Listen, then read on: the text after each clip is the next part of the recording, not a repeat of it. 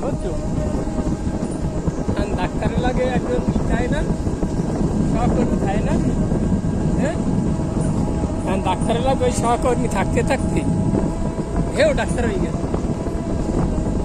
Doctor হয়েছে পর এখন একজন রুগী হয়েছে জ্বরে, ডাক্তার সাহেব আমার জ্বর হয়েছে। ডাক্তারের পৃষ্ঠে উল্লেই দেয় কি, যদি রুগীর জ্বর হয় তাহলে রুগীর শোকা পাশে ইঞ্জেকশন মারবা। হ্যাঁ, শোকা পাশে ইঞ্জেকশন মারবা।